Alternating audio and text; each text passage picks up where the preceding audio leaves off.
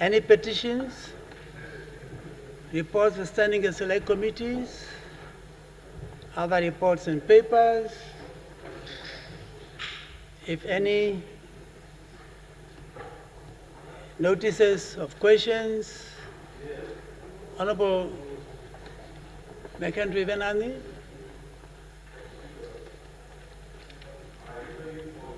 Indulgence to ask an urgent oral question to the Minister of Mines and Energy. Minister of Mines and Energy. Or the Deputy. Let me get the gist of the question Honorable before I divert the question to the Deputy Minister. Minister, yes. Honorable Speaker, there are reports that we are hearing that our green hydrogen project, the company that was chosen, hyphen Pty Limited or whatever they are, is failing to raise the requisite funds for the project to take off. I want the Minister of Mines and Energy to allay us the fears. Has Hyphen raised the requisite financial resources? Are they struggling, and how much time do they have to raise the requisite resources? Thank you. Rumors are rumors. Deputy Minister, before we begin to speculate, is there any substance in that rumor?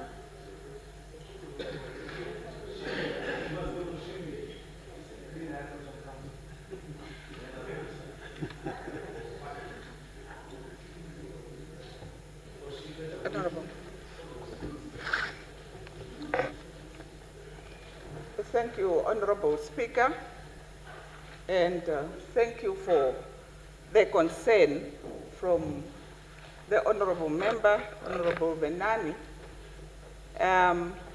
Issues that concerns us are always very important to raise. And the grapevine information is always a problem. And for me to give you all the details, I would like to indulge the Honorable Member to just put it in writing. And then I will come back to you with all the details about where we are, what is that we are busy doing currently, and what is the way forward. It's very important. And thank you very much, Honorable Member. Thank you, thank you. Let's leave it at that. Honorable Kawandenge. Honorable Kawandenge.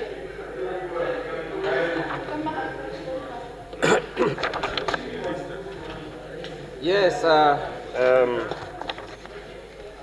Honorable Speaker, I hereby give notice that on Thursday, 7th of March 2024, that I will ask the Minister of Gender, Equality, Poverty, Eradication, and Social Welfare the following questions.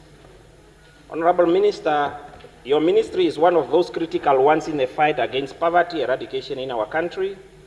Namibians were shaken to the core late last year in June 2023 when we received the news that over 16 members of the same family have died because of food poisoning in the Kavango East region.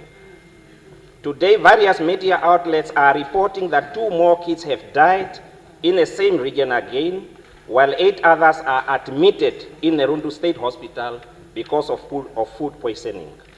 God forbids that we don't hear that the remaining 8 will die as well.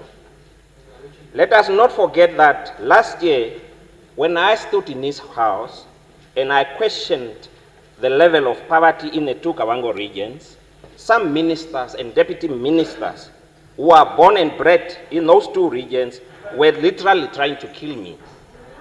When I stated, as a matter of fact,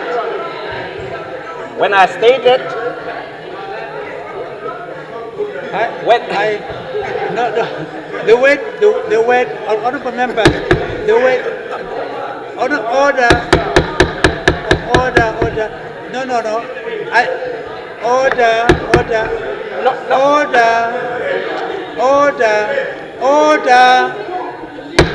No, this is not a joke. I think if we put it that way, if you put it that way, it means that people were actually about to bounce on you physically, but that is not the case. No, not the case. It's literally speaking, yeah. It's literally speaking. Yes. It's just the wisdom. When I stated as a matter of fact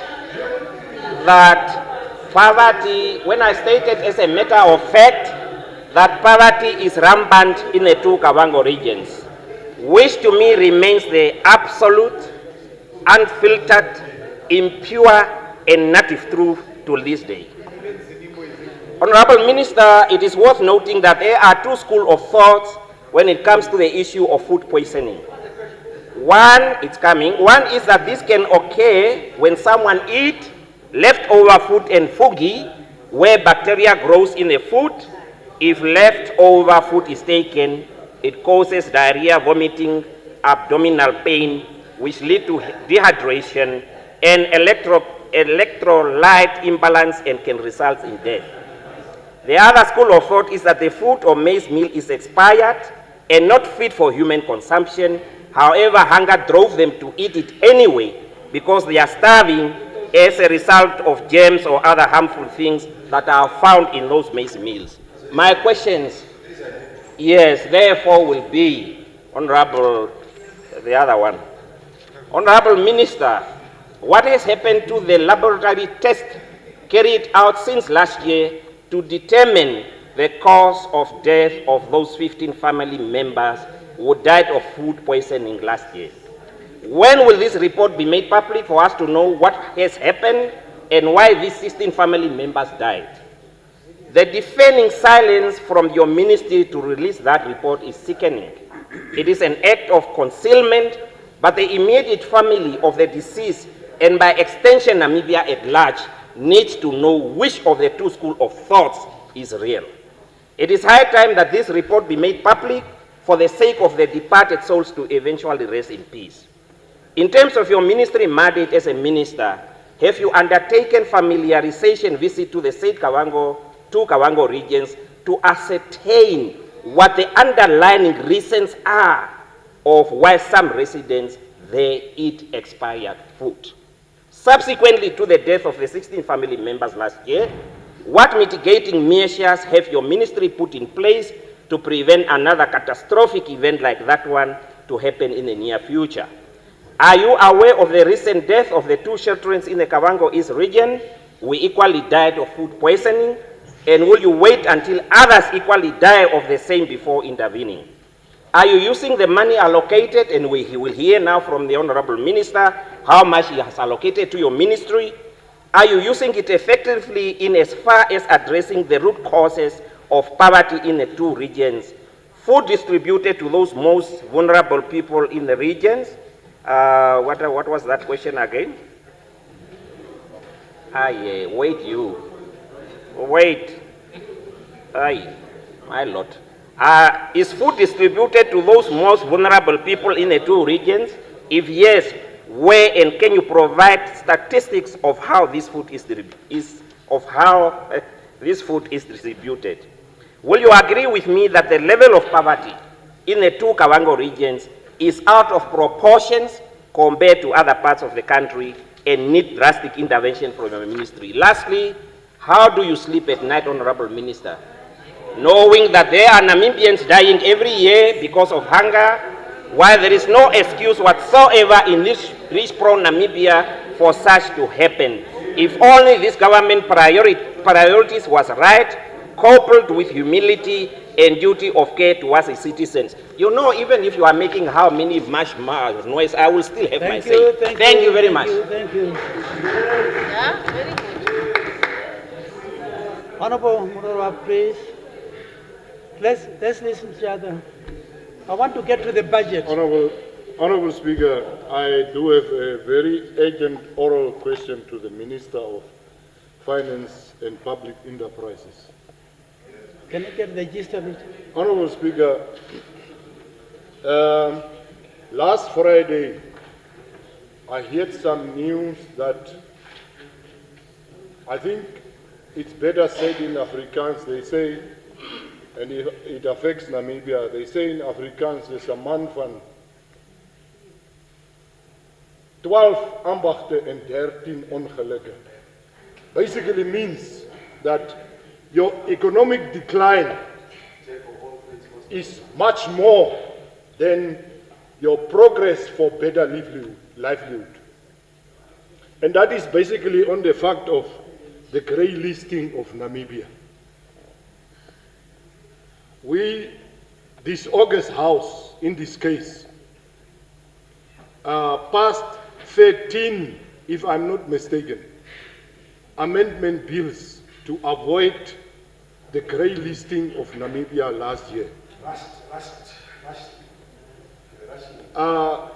Just to learn last Friday that Namibia has actually been grey listed. My big question is, what is it that we, the National Assembly or Parliament, has done wrong or avoided to do that Namibia is today grey listed? And the minister is stating, or said to be stating in the newspapers, that we still have to work on 13 actions, requirement actions from the Financial Action Task Force so that we can meet those requirements. But it is, we are given a year. Now the big question is, Honorable Speaker, we are as Namibia spending, and we have spent a lot of money, I think more than 20 million in Dubai for investors conference. And this year alone, Namibia is supposed to have an Africa Hydrogen Summit where investors has to come and really find ways and means of how they can invest and develop this hydrogen in Namibia. We have just struck oil, which has to be developed, which is very helpful for us. And all those things has now fallen down the drain. Okay. What is it that we haven't done? Okay. What are the 13 actions that we has to do as a nation so that Namibia has to come back on track? Thank you. Thank you. I think the issue that I want to put the minister is the grey listing. Yeah. Other thing, let's postpone them for now.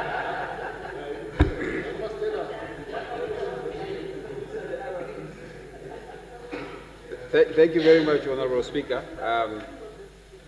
First of all, I also speak Afrikaans, Honorable Murora. So I think the expression is out of context, so it's not appropriate to so I think the expression is out of context. Secondly, I think I'm very happy. Ek het Afrikaans is 'n taal gedoen, hoor graag.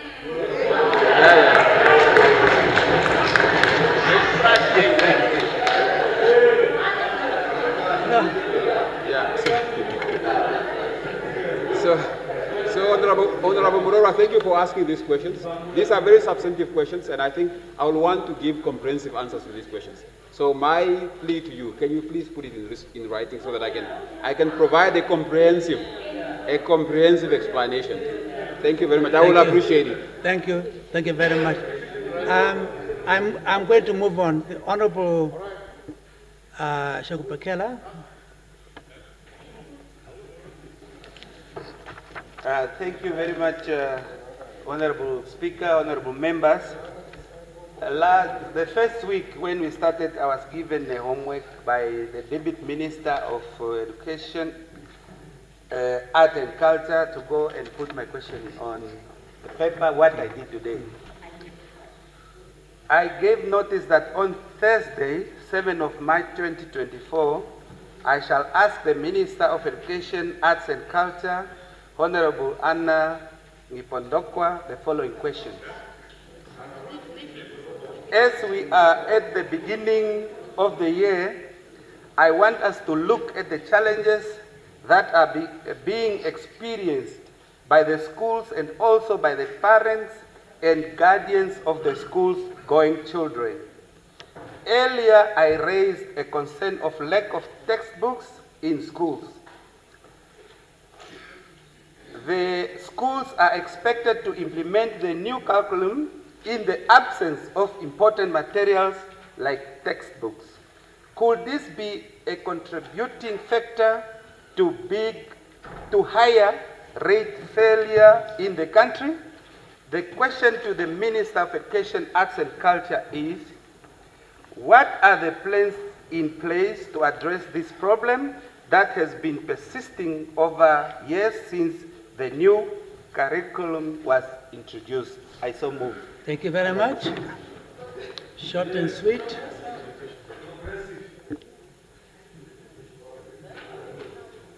Prime Minister. Speaker, mine is a notice of a motion. Oh, yes. You are on time. Thank you. I give notice, Honorable Speaker, Honorable Members, that tomorrow, the 29th of February 2024, I shall move that this Assembly approves the appointment by His Excellency the President, the following members of the Boundaries Delimitation and Demarcation Commission in terms of Article 104 sub 1 of the Namibian Constitution, read together with Section 5 of the Regional Councils Act 1992, Act number 22 of 1992 as amended. 1. Justice retired Petrus Unengu, Chairperson. 2. Ms. Priska Anyolo, expert in law and traditional affairs governance. 3. Mr. Gerhard Burirat, historian and curator. 4. Mr. Phineas Topnar, educationist and pastor. And 5. Professor Fanuel Kapama, political scientist and lecturer. I so move. Thank you.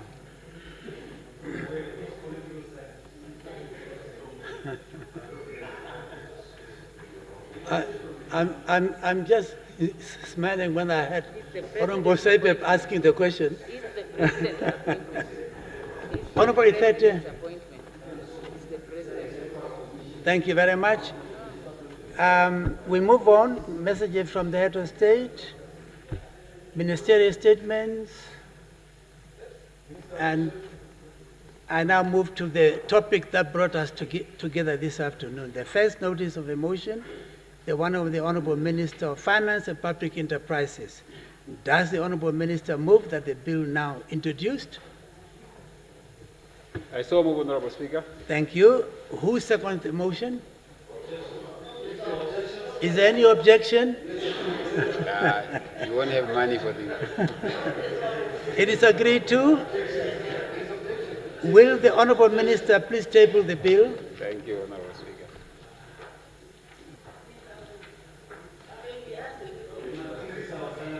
The Secretary will now read the bill the first time.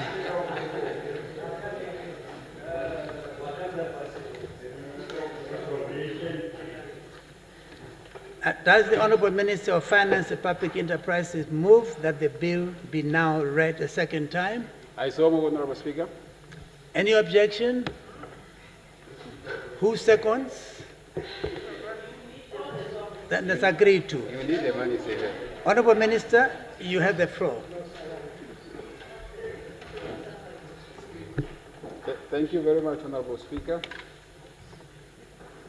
Honorable Speaker, honorable members of Parliament, fellow Namibians, I have the distinct honor this afternoon to table before the National Assembly the budget proposal for 2024-2025 and the medium-term expenditure framework for 2024-2025 up to 2026-2027 under the theme Continuing the Legacy of His Excellency Dr. Hage Geingob by Caring for the Namibian Child.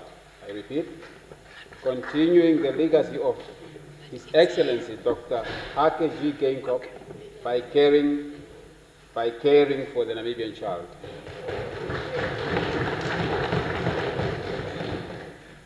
Before I delve into the details of the budget, Honorable Speaker, I would like to share with you my back-to-school journey.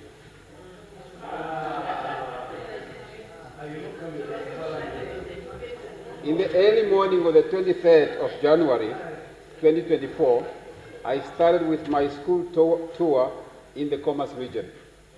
On that day, I left home around about 7 o'clock a.m. to visit the Havana High School, located in the Havana location of Kadutura.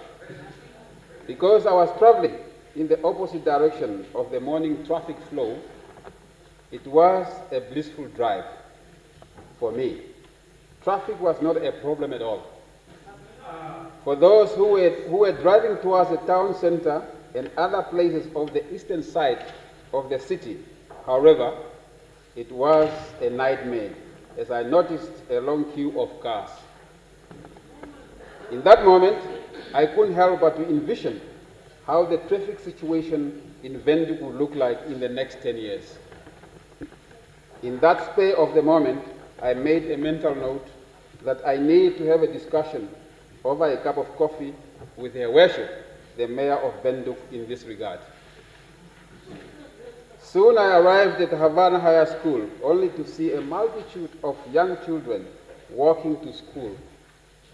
For a brief moment, I thought I was at the wrong place because I expected a secondary school to have all the learners, only to realize later that there are, in fact, two newly constructed schools next to each other, the Havana High School and the Monte Cristo Primary School.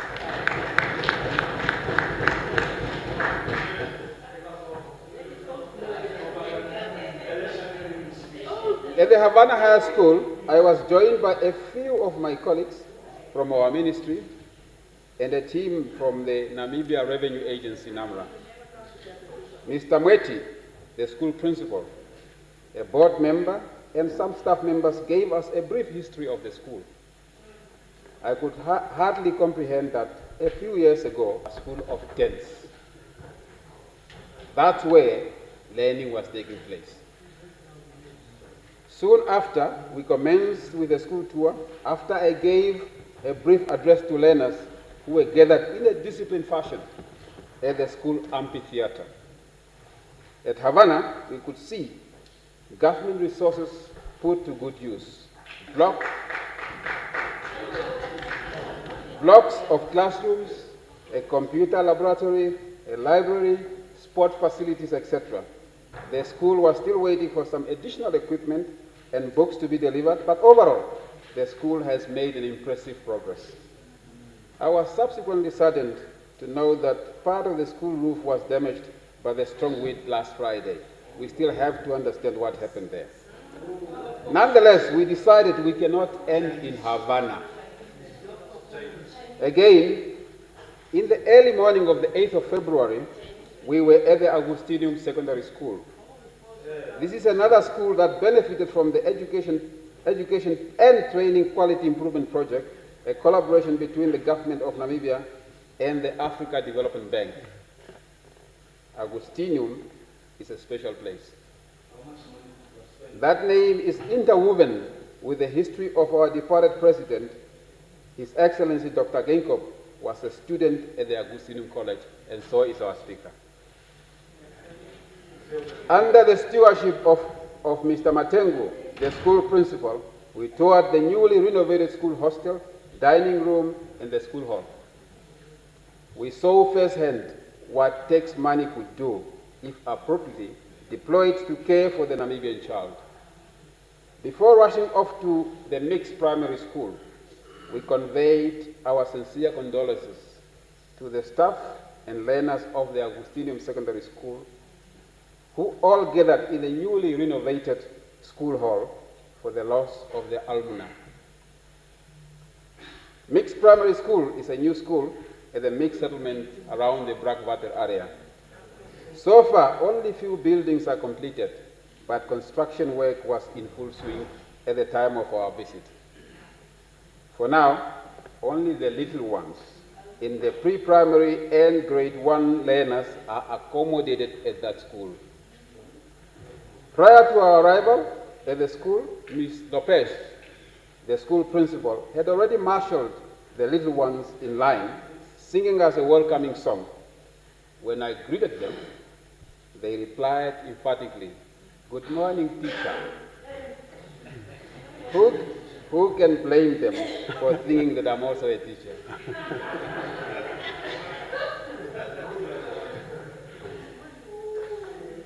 For your full appreciation of the infrastructure development at Havana High School, Agustinium Secondary School, and the Mixed Primary School, let's watch a short video that documented our visits while I'm drinking a bit of water.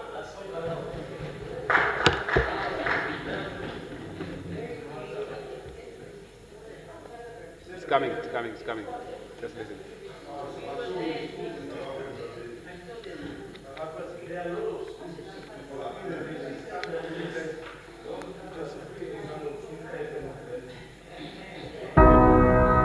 Let's watch. The Ministry of Finance and Public Enterprise's main goal is to develop economic and fiscal policies that effectively manage public finances, fostering socio-economic prosperity for the country's development agenda. Additionally, the ministry is responsible for coordinating the national budget, consumer legislation, and tax policy. We collect taxpayers' money. That taxpayers' money must help to build public infrastructure, must help to support development in Namibia. And this is an example of how we are helping to support development in Namibia. Onjoho odo machina ndonda twame wando machina ndo dingi ndonda etwando ya eto yungura kupupu no sose no hakahana no. We were actually disappointed seeing that the school hostel has leakings and most of the windows and all that are damaged.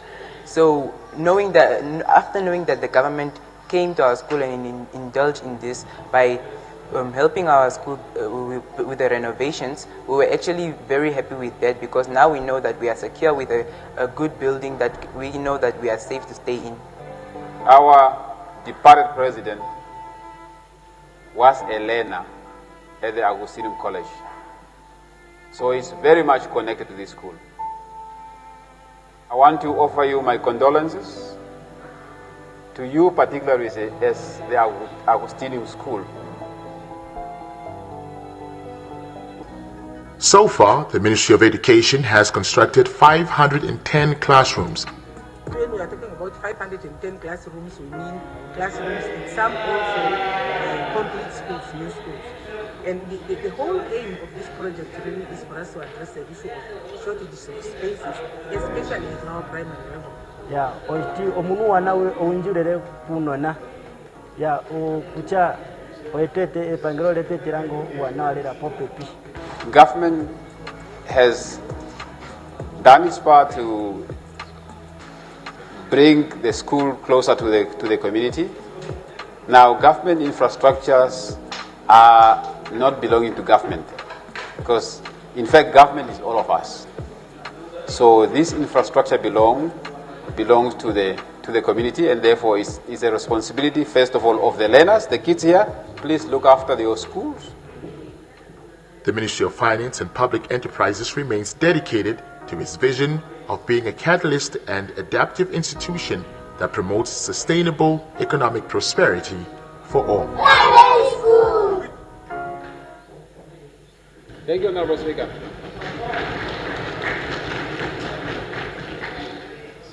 That is just a brief version of our school tour. Honorable Speaker, teachers from Havana High School, Mr. Matengu from Agustinium Secondary School, and some of their best performing learners are my special guests today who accompany me to Parliament.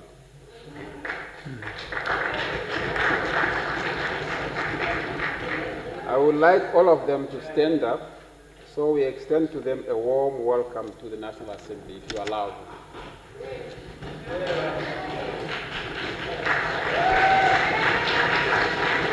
Welcome to Parliament, welcome to the National Assembly.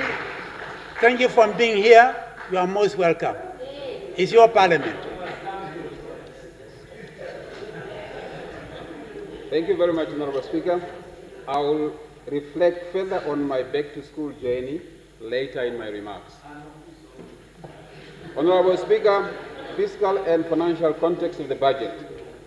The global economy continues to show resilience in the face of significant adverse risks that prevailed since the onset of the global pandemic. In the World Economic Outlook update released in January 2024, the International Monetary Fund estimates global growth to remain steady at 3.1% in 2023 and 2024, before increasing marginally to 3.2% in 2025. Global growth remains below the historical average, weighed down by elevated interest rates to curb inflationary pressures, low productivity, as well as limited fiscal support due to high debt levels. On the commodity price front, international fuel and non-fuel commodity prices are projected to trend downwards during 2024, in line with subdued global demand. Nonetheless, significant downside risks remain, further heightened by the continued geopolitics in the Red Sea region, with risk of generating fresh adverse supply shocks to the global economic recovery. For the domestic economy, muted commodity prices present a significant risk for domestic production and export earnings, particularly for the diamond subsector. Nevertheless, on the upside, falling international commodity prices translate into reduced domestic price pressures going forward. Honorable Speakers, honorable members, on the regional front, economic activities in the sub-region are estimated to remain steady, with growth projected to gradually increase from 3.3% in 2023 to 3.8% in 2024 and 4.1% in 2025. The growth prospects for the region largely reflect easing supply constraints, resilient domestic demand, and subsiding impact of negative weather shocks. Domestic economic developments and outlook.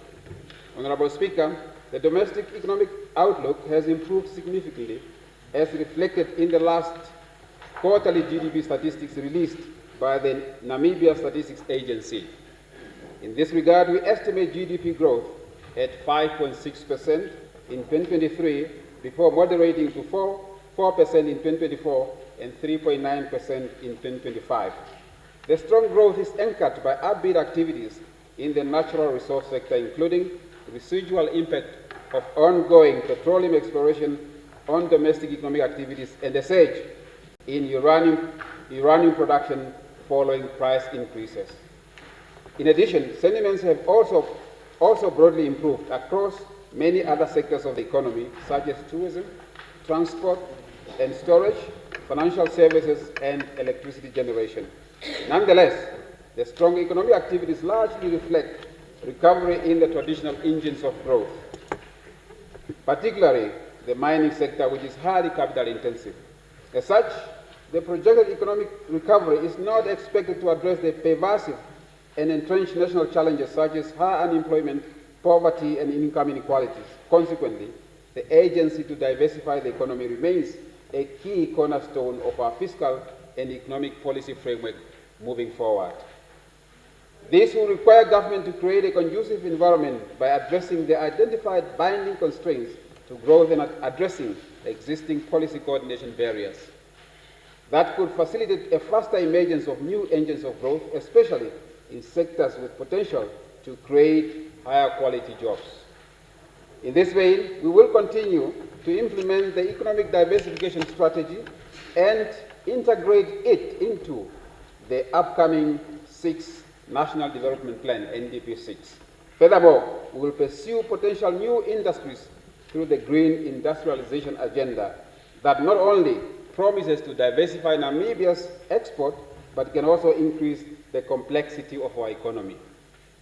On the positive note, however, the surge in growth and the resultant improvement in public revenue has created a much-needed avenue for a stronger structural reform momentum, which could bolster productivity with positive spillover effects on the broader economy. Furthermore, government can utilize the boost in public revenues to address the acute infrastructure backlog, especially in the areas of housing, railway, water, education, and health. Honorable Speaker, aligned with global developments, domestic prices moderated to an average of 5.9% in 2023, in contrast to 6.1% recorded in the previous year. Similarly, the latest data prints for January 2024 showed a continued downward trend in prices with an annual inflation rate of 5.4%. Going forward, inflationary pressures are expected to subside over time, although the speed of moderation remains largely dependent on the performance of the exchange rate and global commodity price development, among others. The abating inflationary pressures is a welcome development for corporate and household balance sheets alike. Nonetheless, the impact of the prevailing monetary policy tightening cycle still weighs heavily on domestic consumption. As a result, we are keenly aware of the need to provide some measure of fiscal stimulus to improve household disposable income and boost consumer spending power. Consequently, the fiscal policy stance for the next medium-term expenditure framework should balance rebuilding fiscal buffers with providing the necessary fiscal stimulus to boost domestic demand. Fiscal development, Honorable Speaker. When I tabled the 2023-2024 budget, 2024 mid-year budget review in this House on the 25th of October 2023, I provided full account of the actual fiscal outcomes in respect of the previous financial year, as well as the revised estimates for 2023-2024. On the same day, I also tabled the Appropriation Amendment Bill, which provided an additional operational budget of 2.5 billion and some 2.3 billion for interest payments. This exercise subsequently shifted the global expenditure ceiling for 2023-2024 upwards to 89 billion Namibia dollar. The preliminary indicators at the end of January 2024 show strong improving fiscal fundamentals driven by strong revenue growth due to improved tax administration as well as a domestic economic recovery. In this context, revenue collection stood at 72 billion, translating into a collection rate of 90.6% over the first 10 months of the financial year. This is significantly higher than the corresponding historical average. We have noted particularly strong collections in the revenue categories of corporate income tax, with a collection rate of 109.6%. Value-added tax, which recorded 89.7% collection, as well as withholding tax on services and tax on royalty, which both stood at 130% of estimated revenue over the period. In addition, a total of 2.5 billion has been collected on various tax categories through the tax amnesty program between April 2023 and January 2024. On the downside, however, dividends underperformed primarily due to significant decline in the global diamond prices over the period, which has adversely affected the financial performance of the NAMDEB group over the medium term. Given the strong year-to-date collections, and with 2 months remaining in the financial year, we have subsequently revised the revenue estimates for 2023-2024 upwards by 2.5 billion to a total of 81.1 billion Namibia dollar. Honorable Speaker, honorable members, regarding non-interest expenditure, the preliminary outturn at the end of January 2024 stood at 54.1 billion. This is equivalent to 70.7% of the revised expenditure numbers presented in the 2023-2024 mid-year budget review. In this context, on the operational budget, an execution rate of 73.6% was recorded over the period, while the implementation rate on the development budget, including expenditure commitments, stood at 64.5%. The spending rate is below historical levels for this time of the year. As a result, we do not anticipate significant expenditure overruns by the end of the financial year. On the statutory expenditure, 92% of the budget was spent by the end of January 2024. Cognizant of the potential overspending, interest payments are revised upwards marginally by 78.4 million. On the financing front, 10.4 billion, equivalent to 80.4% of the total funding requirement, was secured over the same period. Consequently, the total debt stock stood at 151.3 billion, equivalent to 61.3% of GDP. From a sustainability perspective, public debt growth has stabilized, and the debt metrics have started declining, primarily driven by strong growth in nominal GDP, which outpaced the increase in the nominal debt stock. Despite this, it remains crucial for the fiscal framework to maintain a primary budget surplus over the upcoming medium-term expenditure framework to contain the pace of debt accumulation. Overall, the budget deficit for 2023-24 is expected to improve significantly to 3.2% of GDP when compared to our initial estimates of 4.2% at midterm and in the main budget last year. Budget policy pillars. The budget I present before you today is crafted taking particular care to make the necessary provisions to programs aimed at supporting domestic demand and stimulating economic activities. At the same time, we remain keenly aware that government cannot achieve sustainable job creation without the support of private businesses, including small and medium enterprises. As such, the fiscal framework considers the requisite interventions to create a conducive operating environment to enable the private sector to expand domestic investments. As a result of the strong growth in GDP supported by improvements in tax administration measures by NAMRA, we have noted significant improvements in several revenue streams and subsequently some key fiscal indicators. Notably, we have observed much welcome stabilization in the key public debt metrics. However, a significant portion of our government debt portfolio is due for repayment over the medium-term expenditure framework. The largest among these maturities is the $750 million equivalent to 14.3 billion Namibia dollar Eurobond due on the 29th of October 2025. This is the largest single-day debt maturity in the history of our country. In this regard, we are committed to redirect part of the increase in revenues towards the sinking fund to manage the rollover risk and contain increases in future debt service obligations. This will ensure that we minimize a potentially significant future drain on resources that are desperately needed for infrastructure development, poverty reduction, and combating climate change, among others. Accordingly, the government will transmit at least 3.5 billion during the 2024-2025 and 2 billion in the 2025-2026 of SACCO receipts to the sinking fund to place us in a position to retire 2/3 of the Eurobond, which is 500 million, at maturity.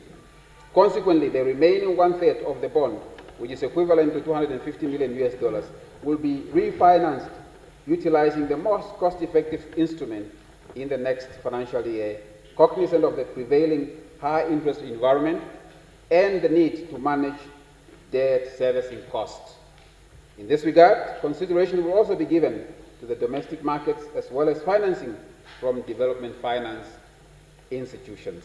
Furthermore, the past years of difficult economic conditions have culminated in slowed pace of public investments as evidenced in a persistently small and falling development budget.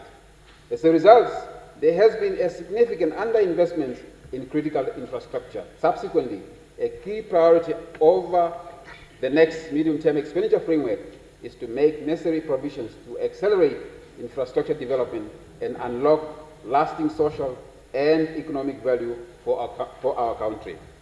In summary, Honorable Speaker, the 2024-2025 budget is built on three reinforcing policy pillars. Firstly, the budget prioritizes stimulating domestic demand through a menu of policy actions to boost household incomes and create a conducive environment for businesses to thrive and expand investments.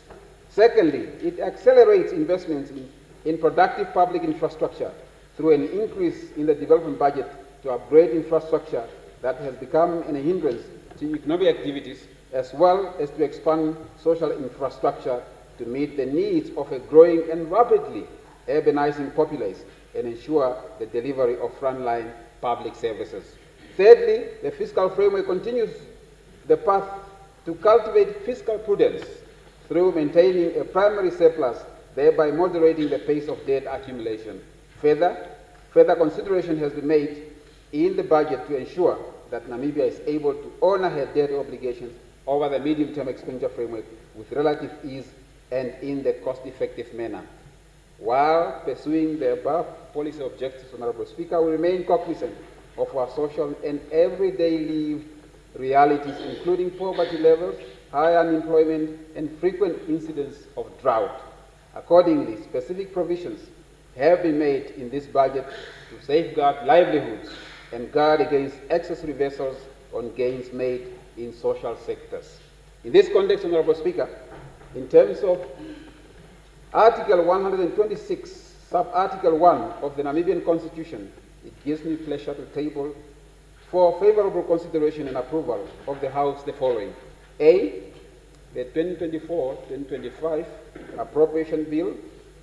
B, 2024-2025 up to 2026-27 Medium-Term Expenditure Framework. C, Estimate of Revenue, Income and Expenditure for the Medium-Term Expenditure Framework. D, Development Programs over the MTF. And E, the Fiscal Strategy for the MTF period.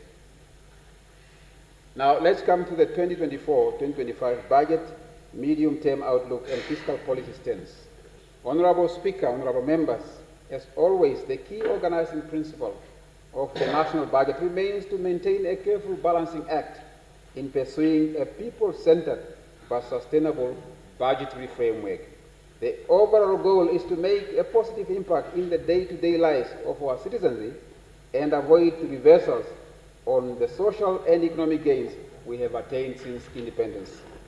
From a revenue perspective, Honorable Speaker, we have noted significant improvements. In this regard, we estimate total revenue of 90.4 billion for the next financial year, which is 2024-2025, an increase of 11.5% from the revised estimates of the previous year. The substantial boost to revenue stems from a positive adjustment in circle receipts, which is estimated at 28 billion, significantly better than our initial projections. Similarly, several domestic revenue streams have also been revised upwards. In this context, income tax on individuals is estimated to increase by 1.3 billion over the revised estimates of 2023-2024. VAT is estimated to increase by 1.7 billion, while non-mining company taxes are estimated to increase by 759.4 million over the same period. In addition to the above, the revenue estimates for 2024-2025 include expected dividends of 1.2 billion following the anticipated dissolution of the Namibia Post and Telecom Holdings Company during the next financial year. An additional 500 million is expected from the sale of the remaining 9% shares in the mobile telecommunication company MTC. Further, dividends are also expected from other public entities, notably the Bank of Namibia, Namibia Desert Diamonds, NAMDIA, and Namibia Port Authority, NAMPORT. The revenue estimate also includes a 1.4 billion in a once-off legacy tax liabilities of selected public enterprises, as I will elaborate shortly. Over the medium-term expenditure framework, revenue is projected to average 5%, reaching 93.6 billion by the end of 2026-27 financial year. In the outer years, the revenue projections incorporated cautious estimates of circle receipts, as well as moderate increase in domestic revenue aligned to our positive growth expectations. We project revenue as a ratio of GDP to remain strong, averaging 29.9% over the medium term. Despite accounting for anticipated downside risk and taking a conservative approach in our forecast, the revenue outlook is still clouded by uncertainties in the global and domestic economies. Nevertheless, we remain committed to maintaining fiscal sustainability and will thus approach any unanticipated revenue shortfalls in a manner that not compromise the gains on our fiscal metrics thus far. Honorable Speaker, honorable members, fellow Namibians, the strengthening domestic economic fundamentals and the resultant strong revenue performance have created an avenue for us to expand the spending envelope to accelerate service delivery, address the most pressing needs, and improve infrastructure development. In this context, I table before the House for the 2024-2025 budget of 100.1 billion Namibian dollar. This total expenditure includes 3.2 billion in development projects funded through external loans and grants, as well as 12.8 billion in interest payments. On balance, the total budget has increased by 12.4% from the revised estimates of the preceding year. Accordingly, the operational budget is estimated at 74.6 billion, representing an increase of 8.8% over the previous financial year. The increase in operational expenditure largely reflects the 5% adjustment in civil service wage bill at a cost of 1.7 billion to guard against the erosion of purchasing power. Despite significant inflationary pressures over the past several years, civil servants have exercised extraordinary patience, and we would like to extend our heartfelt appreciation for their forbearance during the difficult economic conditions. The wage bill adjustment is effective from the 1st of April 2024. The operational budget also includes a 1.4 billion in once-off legacy tax liabilities of selected public enterprises. This includes those enterprises whose funding was severely reduced due to fiscal consolidation in the previous years. The beneficiaries include the following: the University of Namibia, TransNamib, the Namibia Broadcasting Corporation, New Era Corporation, the National Fishing Corporation, and the Road Contractors Company. Accordingly, this transaction is recorded as both revenue and expenditure in our books, resulting in a neutral position from a fiscal perspective. Furthermore, this action was undertaken on the back of agreed conditions, including regular publication of audited financial statements and commitment to meet future tax liabilities henceforth. I would like to emphasize that this is an exceptional once-off exercise to clear the legacy debt of public enterprises accumulated prior to the establishment of NAMRA. This action is undertaken to enable NAMRA to apply the law to all taxpayers equally. Should any public enterprise accumulate tax liabilities going forward, Treasury is not prepared to offer any support. To close the infrastructure gap, Honorable Speaker, that continue to weigh against our growth potential, the development budget has been increased significantly by 58.1% to 12.7 billion. This is inclusive of 3.2 billion in grant and loan funded projects to improve infrastructure through various ministries. The development budget is equivalent to 4.6% of GDP, a significant improvement from previous years.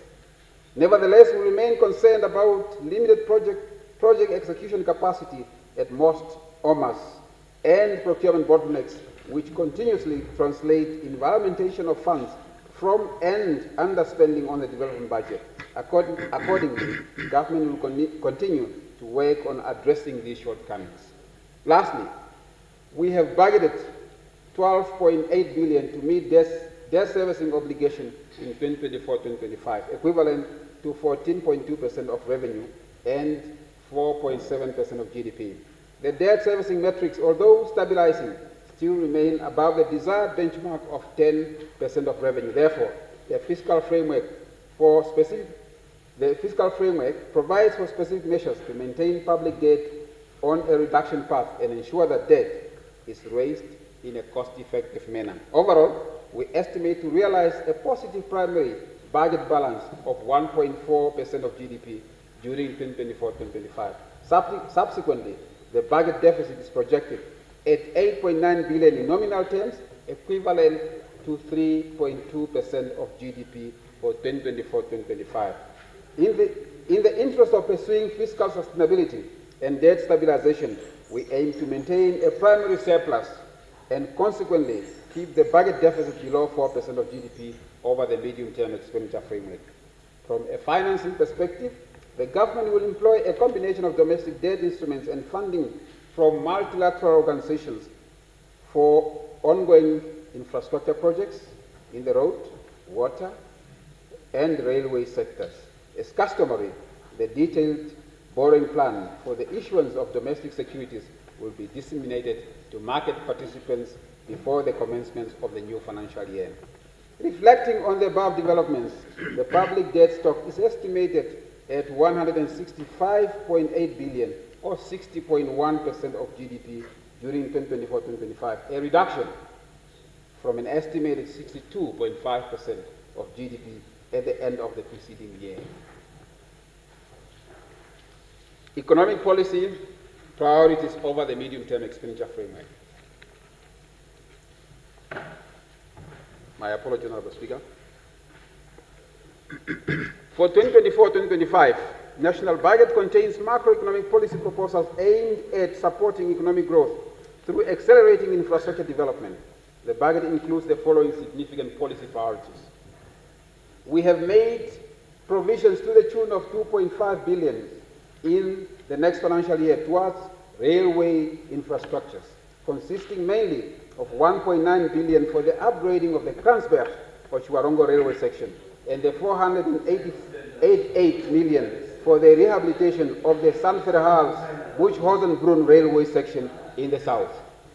In this context, critical sections of our national railway line are in a state of disrepair and will thus enjoy attention from a funding perspective in the next medium-term expenditure framework. In this regard, a total of 6.6 billion is earmarked for the railway network development over the MTEF.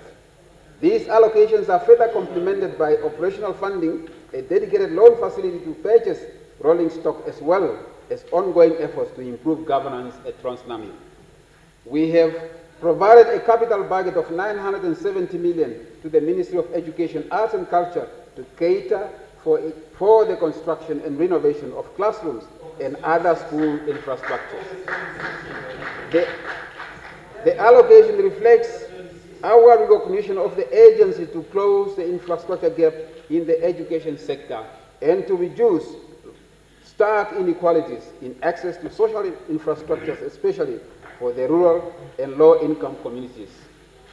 Furthermore, we remain broadly attuned to the need to invest in human capital development as a catalyst for sustainable development and poverty reduction in the long term. We have seen in the video I shared earlier how these allocations make a huge difference in the day-to-day lives of our learners and the communities they come from. And we are encouraged to do more, resource permitting. To accelerate the implementation of the recently approved National Housing Policy, the 2024-2025 budget has allocated a total of 700 million to the informal settlement upgrading, massive land servicing, and other programs to improve access to housing opportunities nationwide. We hope this allocation will fast-track the provision of bulk infrastructure in various local authorities to improve access to services, especially in the informal settlements. Accordingly, additional implementation capacity will be required in this context, including closer collaboration with the private sector. In line with our commitment to improve the living standards and the quality of life of all Namibians, funding to the housing sector will remain a key priority over the medium-term expenditure framework, subject to available resource envelope. Given the energy supply shortage in the region, there is a need to fast-track the implementation of the approved domestic generation and transmission projects to increase local generation capacity and to improve system stability in the medium term. In line with this, an allocation of 200 million for 2024-2025 and another 200 million for 2025-26 has been made to support NamPower in funding the development of the 40 megawatts Ochikoto biomass power station. The vote for water receives 2.2 billion in 2024-2025, including a 1.1 billion in loan-funded projects, a significant increase from the previous year's ceiling. The beneficiary projects include the refurbishment of the Shakati and Rundu treatment plants, as well as the development of the second Ohangwena Aquifer well field.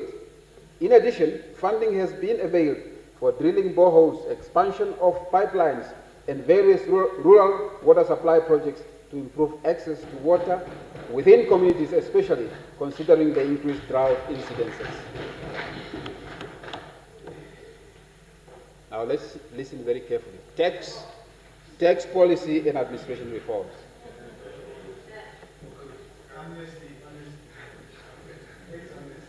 We will talk about the amnesty as well. Honorable Speaker, on the tax policy front, over the preceding MTF, we maintain a policy stance not to consider new tax policy proposals, specifically those with potential to stifle economic recovery and compromise the emerging growth prospects. Broadly, we still maintain the same view, and as such, this budget continues specific tax policy proposals aimed at providing some relief to taxpayers, with the aim to boost domestic demand and to broaden the tax base to improve revenue mobilization. Further, we have considered specific proposals to enhance the competitiveness of our tax system, to attract investments and foster private sector development. In this context, I'm happy to announce the following resolutions. As confirmed previously, the 2024-2025 budget has made provision to provide tax relief to low-income earners. In this regard, we will increase the threshold for income tax on individuals from the current 50,000 to 100,000 per year. Let's listen to this one. This action results in an injection of 646 million directly into the pockets of taxpayers. I think that deserves a big round of applause. We are all included. Effectively, all individual taxpayers will be exempted from paying tax on the first 100,000 of their income as from the 1st of March 2024.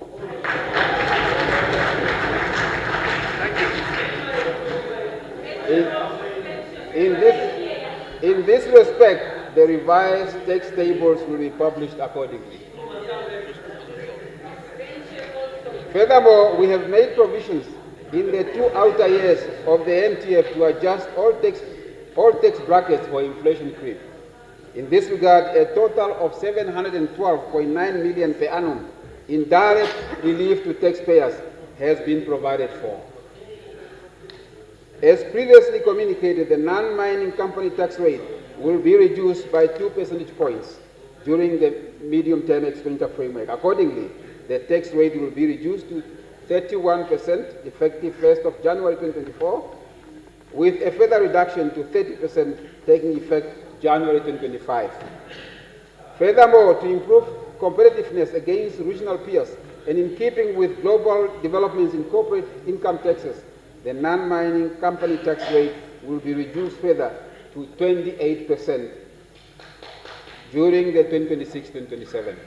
Nonetheless, to maintain tax neutrality, this reduction will be undertaken alongside broadening the corporate tax income base by doing the following: replacing the 3-to-1 thin capitalization ratio with a 30% limit on interest deductions, capping assessed losses carried forward at 5 years for normal companies and 10 years for companies operating the natural resources sectors, and thirdly, introducing a 10% dividend tax effective on the 1st of January 2026 to address the existing disparity in the investment arena where dividends paid to non-resident shareholders is subject to tax.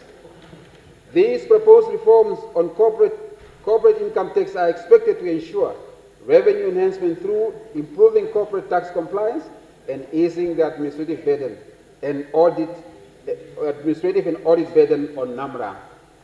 Overall, the changes are estimated to yield an additional taxes of more than 600 million per annum.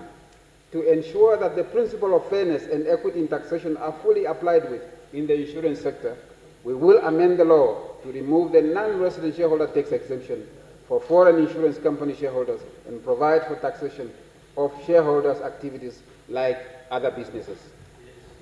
This change takes effect in 2024-2025 and is projected to yield an additional revenue of 180 million per year.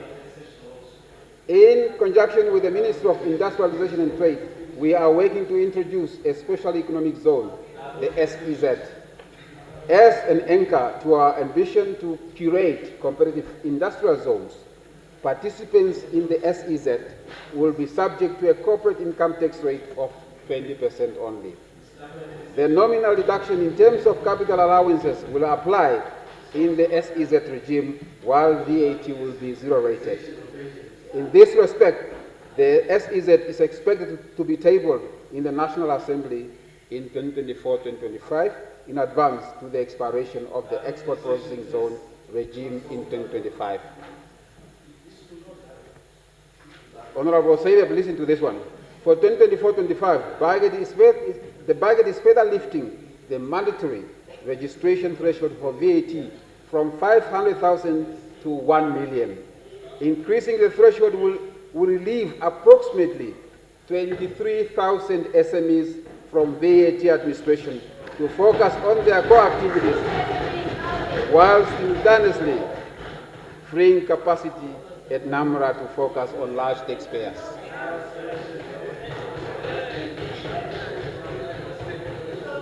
We also confirm, as previously announced, the introduction of the Internship Tax Incentive Program, aimed at further incentivizing employers to enroll more interns by providing an additional corporate tax deduction. The total financial implication for the government is estimated at 120 million per year. The 2024-2025 budget also proposes building improvement deductions to address the issue of urban decay within inner cities and to maintain existing infrastructure while encouraging investments. In this regard, a capital depreciation allowance of 10% each year will be applicable on the cost of buildings erected, added to, extended or improved, and which are used for trade purposes. As a measure to support improving access to housing,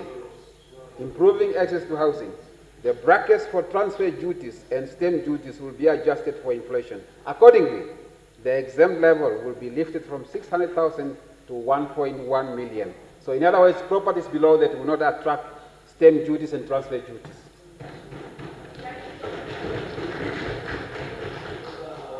Accordingly, moreover, the threshold to trigger transfer duty of 8% will be increased to 3.15 million effective the next financial year.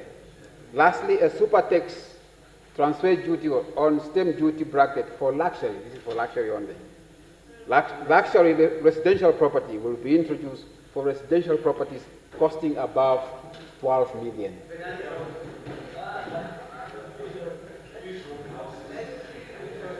Let's listen to this one.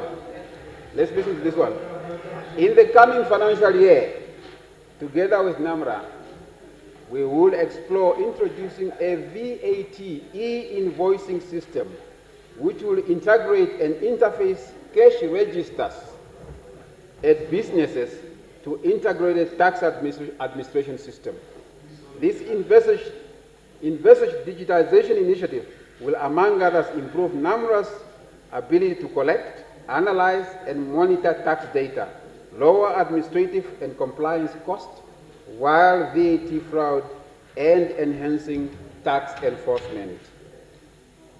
Honorable Muharukwa, NAMRA will continue with the final leg of the tax amnesty program, whereby interest and penalties will be fully written off if taxpayers settle their outstanding capital by the 30th of October 2024.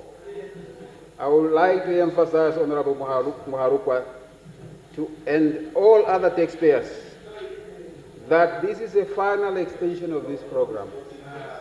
It is important for all concerned taxpayers to participate before the due date, because we shall not lend a sympathetic ear to anyone afterwards. The total capital tax arrears stood at 17.3 billion at the end of January 2024. Lastly, on tax matters, in conforming with Article 21 of the Sectoral Agreement, the following excise duties on consumption of alcohol and tobacco took effect on the 22nd of February 2024. A 340 milliliter can of beer increases by 10 cents.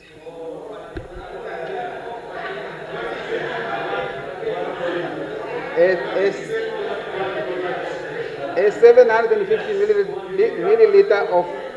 milliliter bottle of wine goes up by 18 cents. A 750 milliliter bottle of spirits will increase by $3.90. A 23-gram cigar goes up by $5.47. And a pack of 20 cigarettes, the duty rises by 98 cents. Now, remember, this tax can be avoided. It's discretionary. You don't have to pay this tax. You have a choice. Just make the right choice. Appropriation Bill, Honorable Speaker. Let's go to the appropriation bill. Allow me to provide some synopsis of the main budgetary provisions across different sectors and programs for the 2024-2025 appropriation bill. Social sector, investments in the social sector remains imperative for a developing economy like Namibia, as it is crucial for cultivating the long-term productive capacity for our economy, cushioning the social strata against vulnerabilities, as well as broadly improving the living standards in our country. As such, we continuously prioritize allocations to the social sectors to improve access and quality public services while safeguarding the gains made thus far on social and human development indicators. In line with this conviction, the social sectors will absorb 50.7% of the budget, equivalent to 44.3 billion during the next financial year. This is an increase from 39.4 billion in the preceding financial year. The allocations are aimed primarily to address the following issues in addition to sustaining ongoing operations.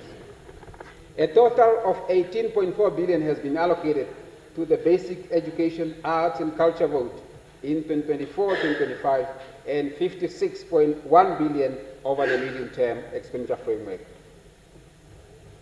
The budget of the Ministry of Gender, Poverty Eradication and Social Welfare has increased by 23.2% to 8 billion for the next financial year. The budget includes 824.7 million to maintain the real value of the social safety net in the face of high inflation and given the high dependency ratio.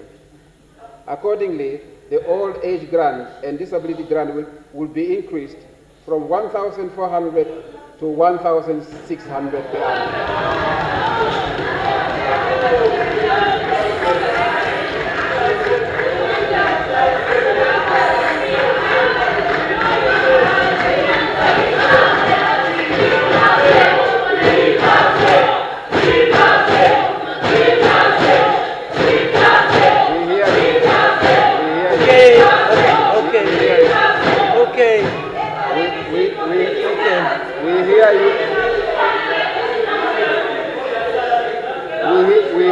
We hear you. Okay. Honorable Speaker, we fully recognize the dream of our departed President for a significant increase in the old age grant, but we cannot afford to deliver on his dream in a single financial year. Nonetheless, we will continue to work hard towards this goal with gradual increases over time, as resources permit. In addition, we have made provision to increase the frequency of food distribution to marginalized communities at the cost of 170 million and 284.5 million to ensure full coverage of the orphan and vulnerable children those that who have registered for this grant. Over the medium-term expenditure framework, the vote will absorb 24.5 billion. For the youth, the vote of sports, the younger parliamentarians, let's listen to this one. This is for the youth now, so the youth will punish you if you are not listening to this one. The vote of sports, youth and national service has increased by 45.3% to 679.4 million in the next financial year, and a total of 2.2 billion over the medium-term expenditure framework. Allocations have been made to various youth programs to support with skill development and capacity building. The allocation caters for, among others, skill development courses for out-of-school youth, 20 million, youth training through a charcoal and mushroom production program, 12 million, funding for the youth credit scheme, 10 million, financing for 121 youth enterprises across all constituencies, 9.8 million, and youth skill development through National Youth Service, 20 million. We take note of the re-energized interest in sports activities and have accordingly increased the operational budget for sports promotion programs by an additional 100 million. This includes 29.5 million for preparatory activities to enable us to host the Region 5 Youth Games in May 2025. In addition, 124 million has been provided in the development budget for, among others, upgrading the Independence Stadium, as well as various sports facilities and multi-purpose youth centers across the whole country. The higher education vote has been allocated 4.8 billion in the next financial year, 13% higher than the previous year. The additional allocation includes 200 million to NASFAF, bringing their total allocation to 2.3 billion and a total of 7.1 billion over the medium-term expenditure framework. Further, we have provided 108.3 million for a 5% increase in salaries for the UNAM staff. Over the medium-term expenditure framework, the vote will receive an estimated 14.7 billion. During the 2024-25, the vote of health and social services will receive a 10.9 billion and a sum of 34.3 billion over the medium-term expenditure framework. Within that allocation, we have availed more than 400 million in the development budget, including for commencing the earthworks at the Venduk District Hospital in Gavana. The expansion of primary health care centers and clinics countrywide and improving capacity of referral hospital services. Further consideration has been made to cater for the recruitment of medical personnel as well as acquisition of pharmaceuticals and medical equipment. As I have outlined prior, this budget makes specific provisions for infrastructure development to close infrastructure gaps and give greater impetus to our economic growth objectives. In this regard, a total of 20 billion Honorable Venani and some 58.9 billion over the medium-term expenditure framework, inclusive of projects funded through external loans, has been allocated to the sector of economic and infrastructure. And the ministry is responsible for this sector, for carrying out the construction of infrastructure and implementation of economic policies. Collectively, these make up 23.9% of the total budget. The allocations are distributed among various votes as follows. During 2024-25, the vote of transport will receive a total of 5.1 billion, including 1.9 billion in project finance through external loans and grants.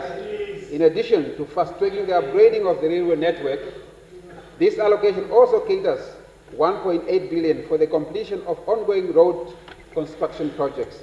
Regarding airport infrastructure, an allocation of 131 million has been made available for 2024-2025. Over the medium-term expenditure framework, the vote will receive 14.5 billion. A total of 1.9 billion in the 2024-25 has been availed to the vote of agriculture and land reform. This includes 50 million dedicated for land purchase to address the plight of generational farm workers, as well as 87 million for the improvement of animal health and marketing across the communal areas. Provisions have been made for improving food systems. Listen, provisions have been made for improving food systems, as well as the Green Scheme program, including phase 2 of the Nekatal Dam irrigation project, among others. In support of SMEs and domestic activities, or domestic economic activities, we have increased the budget for the Ministry of Industrialization and Trade by 31.7% to 365.5 million in the next financial year, a total of 1.2 billion over the MTF. In this context, funding has been allocated to the Equipment Aid Scheme, Startup Namibia, Emprotect Namibia to facilitate domestic trade activities and build domestic entrepreneurship capacity, especially for SMEs. Furthermore, we have made financial provision for increased funding to the Namibia Standard Institute and the Namibia Competition Commission, as well as an increase in the development budget for various capital projects to support entrepreneurship activities nationwide.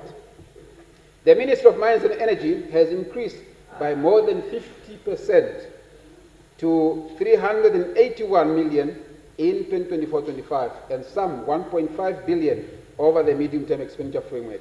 The increased allocation is meant to improve capacity at the ministry, especially in the Petroleum Affairs Directorate, in the light of the upsurge in exploration activities in the Orange Basin. Furthermore, the development budget of the ministry has more than doubled, with 131 million availed to fast-track rural electrification and improve access to electricity countrywide.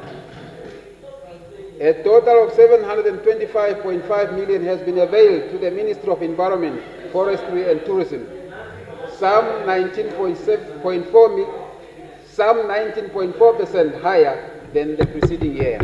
The increased allocation should allow the ministry to attend to infrastructural deficiencies, given the increased volume of tourist arrival, as well as to improve the overall marketing of Namibia as a tourism hub. The Ministry of Finance, now this is for all of us. Let's listen. The Ministry of Finance and Public Enterprises has been allocated a budget of 8.1 billion for the next financial year, including 3 billion for the Public Servant Medical Aid Scheme. This is all of us. And more than 700 million in transfers to public enterprises. A total of 212 has been budgeted for MIDCO, the Mid Corporation of Namibia, inclusive of the settlement of their contingent liabilities. This is not a good news. Meanwhile, 300 million has been provided for Namib to support their day-to-day operation, cognizant of significant infrastructure and operational challenges at Namib. 88 million has been allocated for the completion of Ludres waterfront. Furthermore, Honorable Muharukwa, we have availed 77 million to Agribank for a dedicated subsidy program to support farmers whose operations have been adversely affected by drought conditions over the past few years. Dear farmers, we have heard your cries. In addition, we have put aside funds to explore mechanisms to accelerate employment creation in the economy. For the financial year 2023-2024, a total of 881.1 million was allocated to the contingency fund, and all the funds herein are fully committed. Accordingly, we have distributed corresponding information regarding the utilization of the contingency fund during the current financial year. In addition, 250 million is provided for in the contingency fund to cater for the unforeseen emergencies in 2024-2025. Honorable Speaker, public safety, it is important. The public safety sector takes up a total share of the budget of 17.6% of the non-interest budget for 2024-25. An amount of 15.4 billion is allocated and about 48 billion over the medium-term expenditure framework. The allocations are spread as follows. The Anti-Corruption Commission has been allocated 106 million in the next financial year, a 29.8% increase from the previous financial year. Allocation for this important sector have been increased to improve the implementation capacity, particularly in the area of combating anti-money laundering and financial crimes. Despite the recent grey listing by the Financial Action Task Force, we have made significant progress and remain committed to address the outstanding action items for us to be removed from the grey list in the shortest time possible. Over the medium-term expenditure framework, the vote will utilize 299.2 million Namibia dollar. The vote of Home Affairs, Immigration, Safety and Security received 7.4 billion in the next financial year. In this allocation, provision of 70 million has been made for the ministry to roll out electronic identification cards, EIDs, and ensure full coverage of civil registration through mass registration for national documents countrywide. The judiciary has been allocated 444.5 million in the next financial year and 1.4 billion over the medium-term expenditure framework to ensure speed delivery of services. The Board of Justice receives 674.3 million, about 8.6% higher than the previous financial year, and a total of 2.2 billion over the medium-term expenditure framework. Administrative sector receives 7.8% of the budget allocations and an amount of 6.8 billion in the 2024-25 financial year to support effective governance and efficient administration of public services. In this sector, the budget of the Ministry of Urban and Rural Development has been increased by 37.6% to 2.6 billion in the next financial year. In addition to provisions for housing, this allocation includes 250 million in the next financial year, which is 2024-25, and another 174 million in the next financial year for the rollout of prepaid water and electricity meters in various local authorities as a long-term solution to rising debt with NAM-Power and NAM-Water. And an additional 141 million has been allocated for the transformation of Aus and Ludres local authorities to improve services due to the growing population driven by oil and gas exploration, as well as green hydrogen activities in the region. Over the medium-term expenditure framework, the vote receives a total of 7.8 billion. The budget of the Office of the Prime Minister remains steady at 1.1 billion in the next financial year. In this regard, provisions to the tune of 700 million has been made to cater for drought relief in the event the 2024 rain season disappoints. The Electoral Commission of Namibia has been allocated a total of 438 million in the coming financial year to ensure smooth and timely voter registration, as well as to undertake the presidential and National Assembly election towards the end of the year. The detailed breakdown, Honourable Speaker, of the expenditure allocations and revised ceilings for various votes are available in the appropriation bill before you. I would like to conclude, Honourable Speaker. Honourable Speaker, honourable members, the 2024-2025 budget and the medium-term expenditure framework I just outlined was crafted against the backdrop of a much more stable macroeconomic fundamentals than we have seen in a long time. The stable economic platform allowed us room to channel resources to provide for the most urgent needs in the social sectors, increase outlays in investments in infrastructure, while providing some relief to households and corporates alike. Furthermore, we have maintained a careful balance to ensure that we can meet our upcoming debt obligations as we persist with fiscal sustainability imperative. I believe this MTF maintains a theme of fiscal prudence and places our public finances on a sound and sustainable path. Nonetheless, I caution us to guard against the fiscal gains we have made over the past few years by utilizing the window of opportunities presented by the strengthening economic activities to rebuild our fiscal buffers and spend our resources sparingly. We should carefully balance between our very real, very urgent, very large spending requirements and putting something aside to leave a better country to the future generations. The learners who are here with me today from Havana High School, Agustinium Secondary School, and their peers at home are counting on us to provide for their infrastructure needs, but in a manner that does not burden them with unsustainable debt obligations. In the broader economy, Honorable Speaker, I further extend my caution that the signs of recovery we are seeing today emanate from the very capital-intensive natural resource sector. Too great a share of our youthful population remains out of work. The disparities in income distribution that are still prevalent and poverty levels still require much more work. As such, the need to cultivate a conducive environment to support economic activities and encourage the development of the nascent industries remains very urgent. In particular, we need to address policy coordination gaps and administrative bureaucracies and duplications that frustrate businesses in their day-to-day operations and thus impede job creation. I implore us all to redouble our efforts to create a better future for the Namibian child.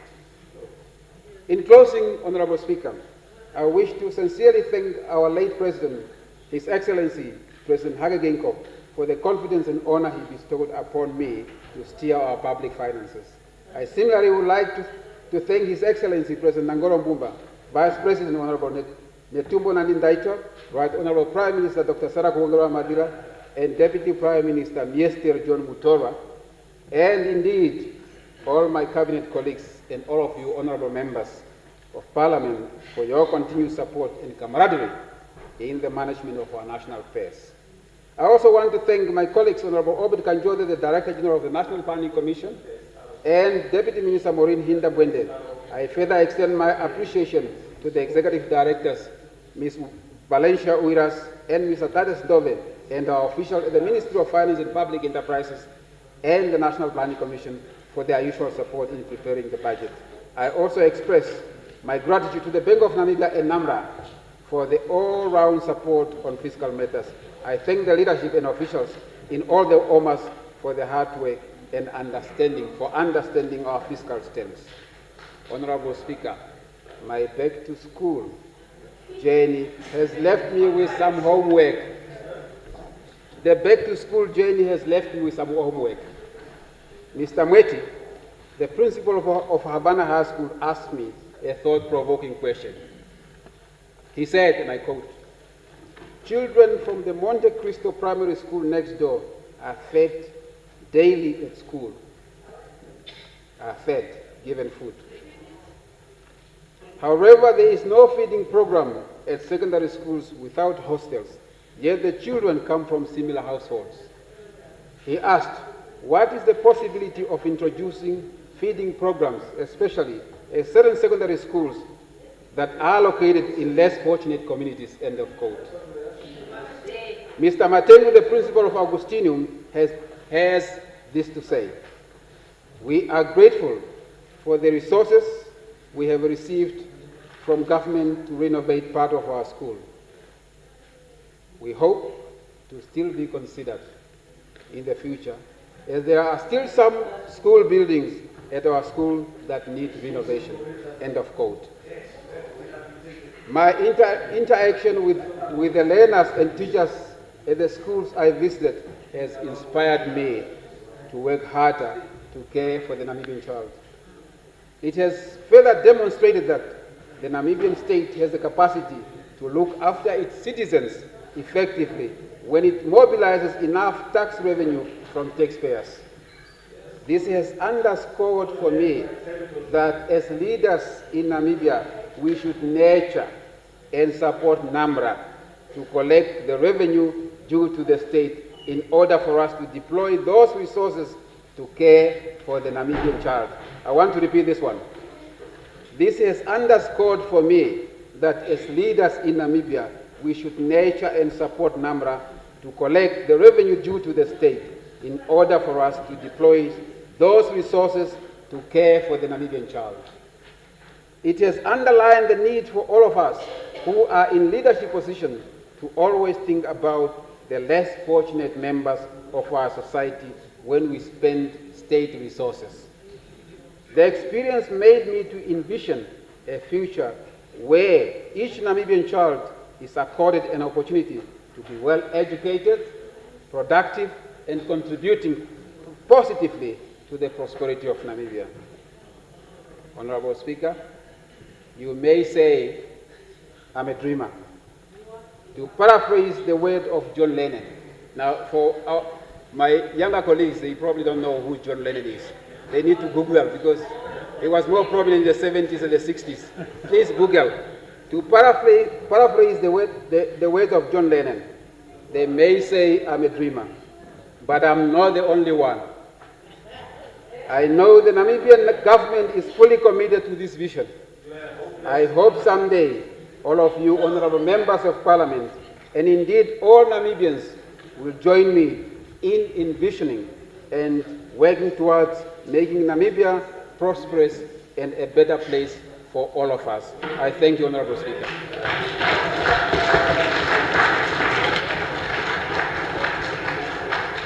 Thank you. Thank you very much. Thank you for keeping hope alive, especially with a constant reference to the Namibian child, whose future we need to care for now and into the future. Honorable Dienda,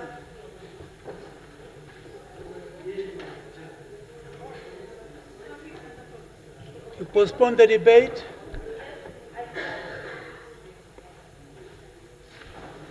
I will postpone it until Thursday, the 7th of March, on behalf of the Honorable Smith. Yes, thank you. Thank you very much. The House stands adjourned until tomorrow, the usual time.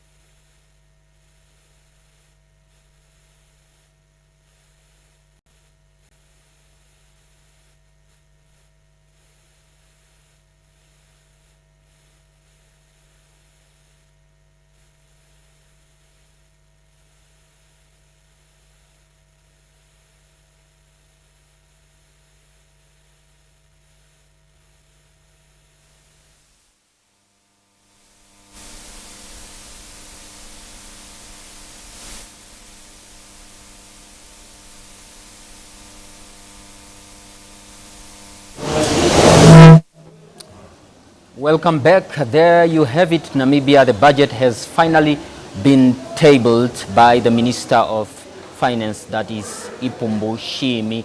And with me is still my esteemed panelist. What stood out for you? Did the tabled budget live up to the theme of honoring the legacy of the late President Hage Geingob, that is by taking care of the youth and the vulnerable members of our society?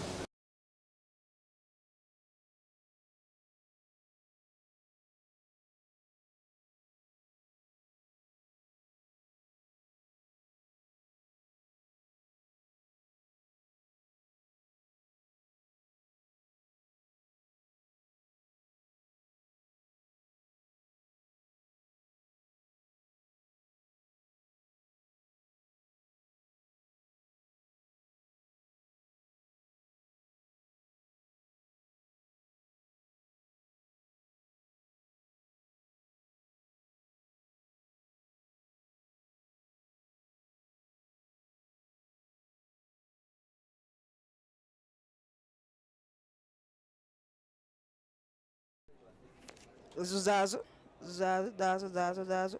Sound? Sound is? Kan je iets worden? You can work. Alright. Where is people? Dan moet je komen vragen. Hoe is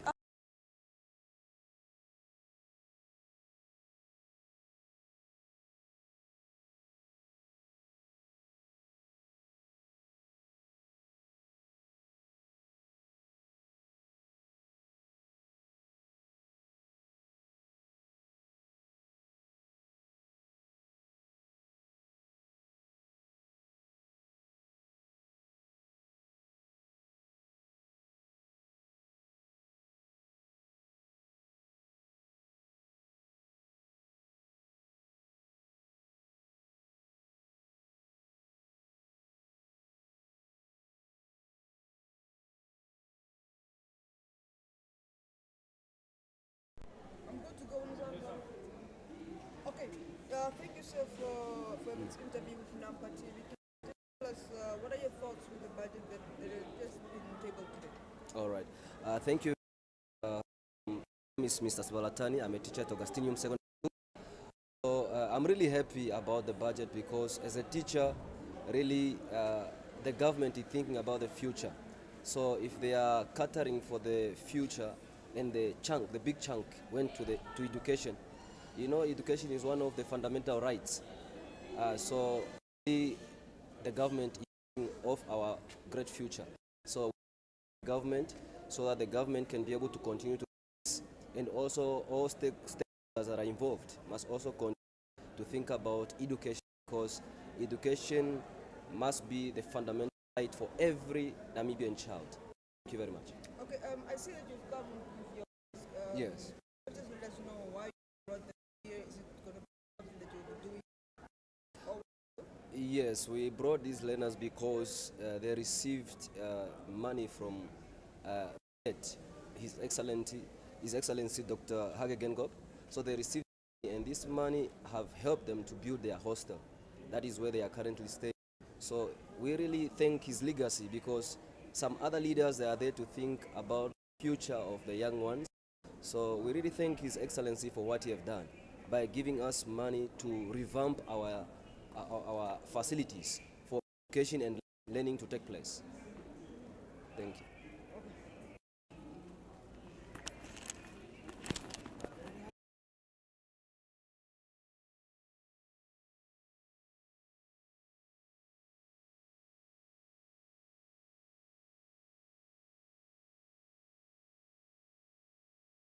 Lena. Well, what I think about the budget is I feel like it's a really great idea that the government has come up with this budget, because if you have to look for school, I feel there are a lot of resources that are missing, like textbooks and equipments, and I'm very glad that we'll be able to use that budget, the money that they have budgeted, to buy those missing resources for us to continue with our learning and for it to be progressive and effective. Okay, can you just tell me about your experience here at Parliament today? Okay, when I came to I was actually quite surprised that I was chosen to come, and when I came I was actually very excited, and my experience here with meeting the ministers, and from the outside when you've never met them you'll just feel like, okay, this is the type of person they are, but when you actually come face to face in contact with them you actually meet the type of people they actually really are, how kind they are, and how they actually care about an Namibian child and their education. Thank you. Okay, it's interview with Nampa. Can you just introduce yourself and then your thoughts about the budget? Greetings, my name is Katangolo, a grade 11 learner at Augustinium Secondary School. I am quite really happy with the outcome of the budget plan, of which we are ensured by the ministers and all the upper representatives that our schools in Namibia get something from their budget plan. Like as they said, the learners who don't receive food where they come from, learners who don't have a place to stay, at least they ensure that, okay, let's try to do this, let's try to build a hostel, let's try to ensure that there is food programs, and I am quite happy with how it went. Okay, tell me your experience at Parliament today. My experience has been very joyful, and I enjoyed it very much because I actually learned and saw how the parliamentary members interact with each other, how the structure is and how a leader is capable of doing such presentable stuff.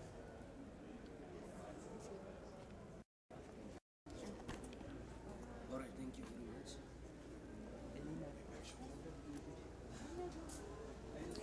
Okay,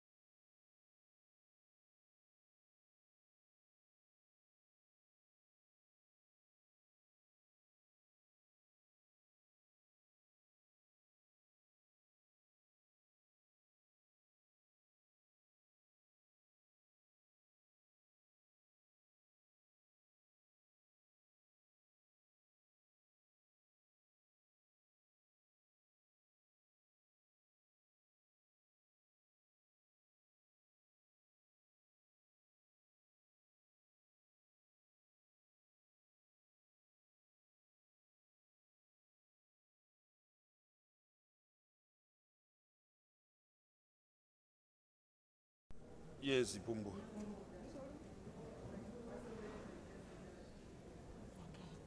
Yes, Honorable Kalimbo Iipumbu, we just left Parliament now, where the Minister of Finance and Public Enterprises tabled the 2024-2025 budget. What is your takeaway from the budget? Seriously, remember 2024, it's a year one would really wanted to see things changing. But with this current budget that is passed, we still have questions to ask whether will it really be practically implemented as it is. Because remember, it's a year of elections. And this money, the way they are channeled, is really to make sure that people or entities to receive money would really make use this money to favor SWAPO to win this election. So in actual fact, we are saying the budget itself, we could see that it speaks to the needs of the people. The only issue that we have is that it's 2024, the year of the elections, and the way money is being channeled, we believe that this money is not really going to speak to the needs of the people, but rather to be used to advance the SWAPO party come the November 2024 elections. Mm-hmm. Yes. Yes. Why do you think that is the case? Why do you think the money will not be used for the intended purpose? Yeah, remember, this is not the first budget that has been passed. We had been passing budget all over all the years that have been coming. And now coming to 2024, what makes it different that the budget can now be increased? Remember, even in the year where Namibia has been now grey listed, a year where we needed to sit down on our knee and see how do we grow our own economy. But as I said, it's 2024, a year we are facing now the presidential and national elections. We have these scary feelings that money where it's been channeled, yes, if it's going to be used in the interest of the people, we believe that budget will really do something, really do justice to the lives and the living of our own people. But then, if this money does not go and be practically be implemented as the budget allocation, then we will have a question and we will know that the assumption of saying they want to advance the Swabo party to win the election of come November, it's the real story that we are assuming. So what we are saying is the budget itself, it speaks to the needs and the reality of the Namibian people. But the fear part that we have is that it's the year of the elections and some money might not really reach the grounds where it's supposed to be executed. Mm-hmm. Yeah. Okay, Honorable Limbo, the minister also announced a tax relief for low-income earners. Yeah. What is your opinion on that? Yeah, we welcome that, and we have been advocating for it. That the economy of this country has been really on the body of each and every citizen. That we couldn't live. The repo rates been increasing, whereas people don't have money. You have seen the electricity increasing, you have seen the water tariff is increasing. Everything was just going up, up, up, up. I think relieving tax this time around, it's something that we should welcome as a nation, and we really now need to sit also on our knee as citizens of this republic to make sure that we build ourselves up economically, to make sure that we have a generation to care on, and also to learn that during difficult times to come, we must have a way how we should escape and be economically independent. Mm-hmm. Yeah. Thank you very much, Honorable. Is there anything else that you'd like to add? We would like to just say, yes, Minister have passed the budget, and as a nation, we are really looking into the practicality on the ground, and we believe in future, this budget should also be really studied by communities, and even the book itself, it should be written in vernacular language so that it gets studied by those ones that cannot speak English, so they understand where their money is. Because remember, this money, it's not money from Swabo. Swabo is just an administrator of the government, but this money is coming from you and me and themselves that are there at their localities. So they must understand, they must know, there must actually be a capacity building in terms of knowing where is the money that we are talking about budgeting. Where is this money coming from? It's money that me and you owns. And when we are when we are seeing that this money is being allocated to specific developmental programs, it must not be one to dictate, but you also as an individual on your locality must know that you have a touch on this money, and you can either complain or you can either applaud for whatever activity is to be held on that specific locality. Mm-hmm. Yeah. Thank you very much, Honorable. Thank you very much. All right. Okay. Have a wonderful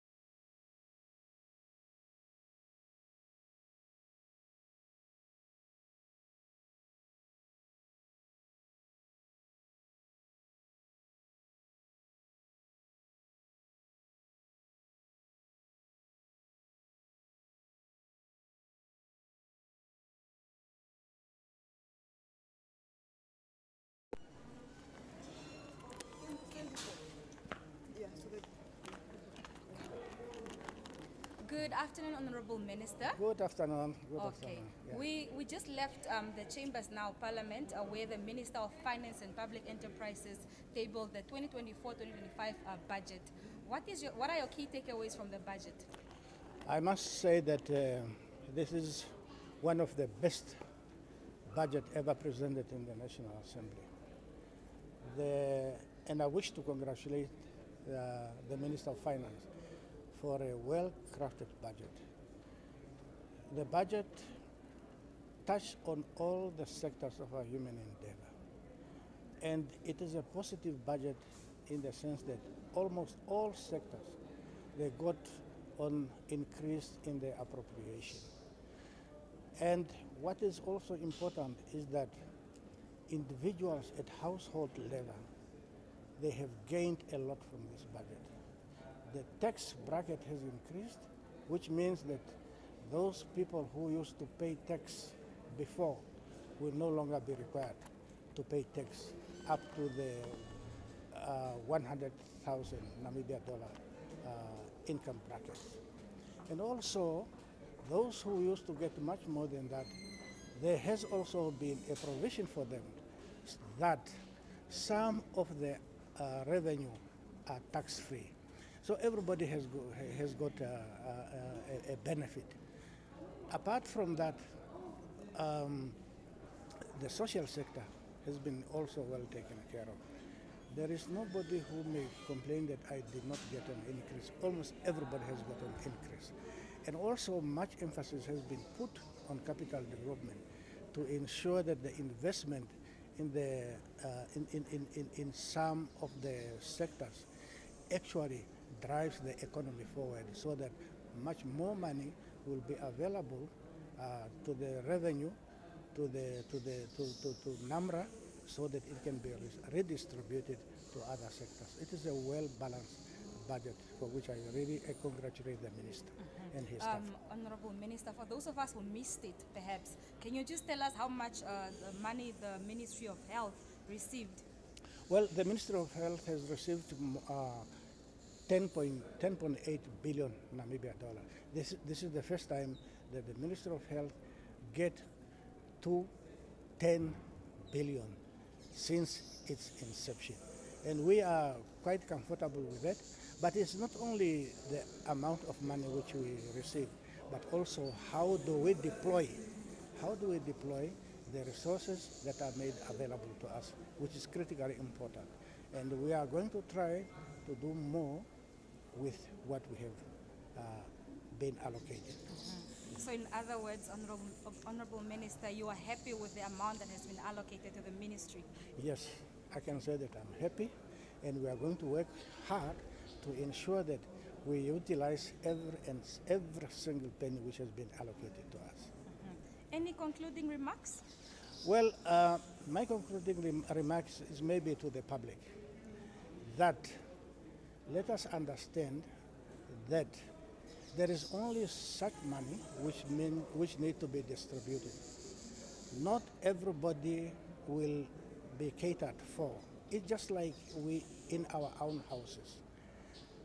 There is one child who needs shoes but cannot get shoes, who need a pen but cannot get pen because the finances have been depleted. So we must understand it at the macro level and appreciate what we have received. Thank you very much, Honorable Minister. You are most welcome. Okay. Yeah. Have a wonderful day, Thank sir. you. Thank you, Eva. We'll be in touch. Yeah, okay. Yes.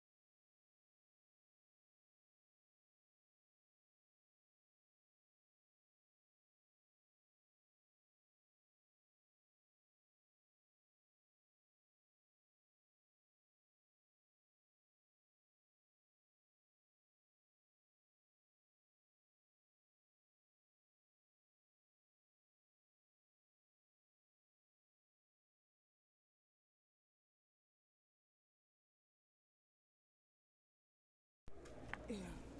Can you hear me? Mic check 1 2 1 2. You good? Okay.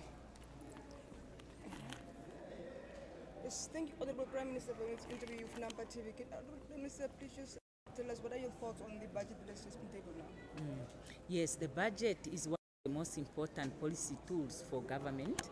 And the intention, as has been articulated by the Minister of Finance, is to promote the growth of the economy, to optimize revenue, to reduce debt and ensure fiscal sustainability, but also to optimize the welfare conditions of people, because we have committed ourselves as a government to human-centered development. And that is why you heard about the increase in the allocation to housing, to education, to health, to infrastructure that is needed for the economy to grow, the tax relief that is provided to corporates. You also heard about the tax relief to individuals that would put more money in their pocket and would enable them to afford the basic necessities. And we are hoping that with the relief that is provided to corporates, they have more resources to invest in increase opportunities for employment, so that our young people, many of whom become parents at a very young age before they have employment, can have employment, and their children do not have to rely on their grandparents to be sustained with the old age grants, so that the limited increase that is provided to the old age grants would really be for our grandparents to take care of themselves instead of to take care of their children. And then you have heard about the measures to close the loopholes in terms of tax compliance and the strengthening of the institutions that deal with that, to make sure that everybody contribute their share. But there is also the tax amnesty for businesses that may have struggled because of the recession due to COVID and the droughts and the floods, to have an opportunity to rectify their situation, their relations with the tax office, so that they can move on and reform their operations. Thank you very much. Thank you. Thank you. Very good.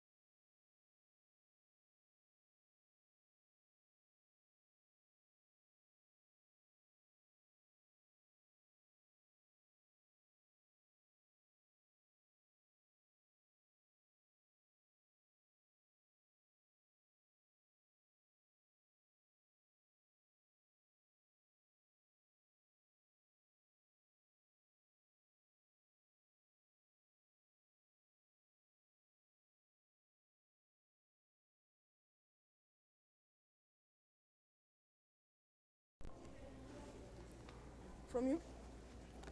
You good?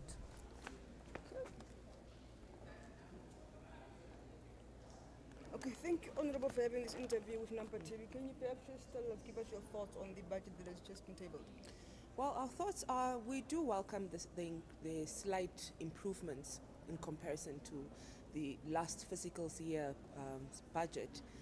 In terms of, for example, the 50 million that's being given to the generation of farm workers and farm dwellers, we do open up to the discussion of looking at some of the issues that most of our lower income rural communities go through. Many of us have been obviously educated through farm workers. They have been put into school through the farming sector. So this is an idea that is welcomed. However, it should be accommodated with the needs in terms not just acquiring land, but what happens after you acquire land.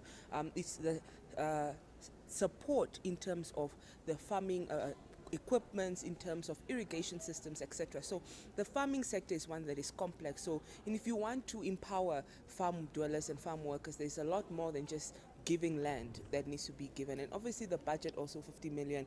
It's not for us, given the amount of farm workers that are currently even just in the streets of Hobabas having their livestock in their backyards. There's an issue in terms of, for example, the brand tax, the names of the brand tax that they are not allowed to have because some of them have registered them in other people's names. So it's a complex situation that really needs to be given much more attention. But however, it is appreciated. Another issue obviously that we look into is obviously the tax relief, given the inflation and how expensive it is currently to even just afford a box of vegetables in the country. It is an important decision that was made by the government to relieve some of the tax responsibilities that our taxpayers have to that partake in terms of the first 100,000 that they make, which also will see great results, and I welcome the reflection of this decision. Another issue that obviously would look into the construction. We do welcome that they're trying to revive the construction sector. However, given the fact that the construction center is very much Chinese dominated, we are concerned on where these tenders will go to in terms of our construction. It should be accommodated with a priority to Namibians first, but we all know in the construction sector the politics goes to the Chinese dominating. So even if we get the millions that are being pumped into the construction sector, where will it go to is the questions that we ask. In terms of agriculture again receives a slight increase, but not to the increase of a country that is going through great challenges in terms of climate consequences such as drought, for example, food insecurity in a country. We have to import more food than we make. We need to start creating strategies within our budget that is reflect in our budget on how we are going to ensure that we empower Namibians to produce food at home, and that comes with empowering the agricultural sector. And again, we have stated that much more money has to be put. Lastly, another issue that is a challenge would be the youth, the Ministry of Youth and Sports getting again the smallest slice of the pie. It shows that the 60% of Namibians are young people. Ensures that we are not prioritized to the magnitude that we have to. It shows that it will affect the activities of development in terms of empowering youth in business, in other sectors.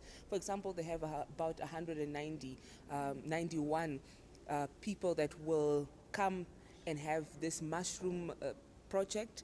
It's always the same old tacky ideas. We're moving into a digitalized world, one that has the desires of young people to go into the digital world, the fourth industrial revolution. We need to start envisioning such within our budget. For example, the sports facilities and infrastructure. Till today, I did not hear a mention about the infrastructure and the development of our stadiums to ensure that we don't play our games in South Africa and other countries, but we ensure that we are able to to empower our sports industry by ensuring that we have facilities that accommodate talent improvement, talent scouting, etc. So again, young people are left aside. These are the concerns that we will have, given the fact that we are affected the most. And most importantly, if we look at and we reflect the legacy of the president, of course he had desires to increase the pension fund to 3,000, which was an idea that was well received.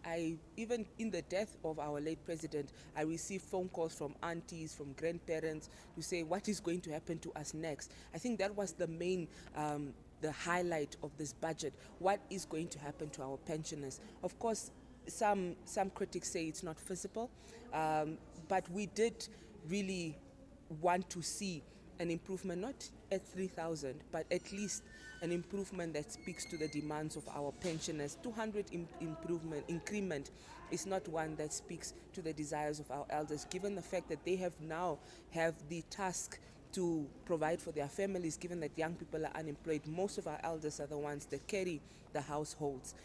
With that 1,400, but now 1,600, and their medical expenses and the needs that they have. Honestly, it is something that we really are disappointed in, but however, we encourage that the government should ensure that the legacy of our president is felt within our pensioners by doing more intervention in the next budget and financial year. Thank you very much. Thank you very much.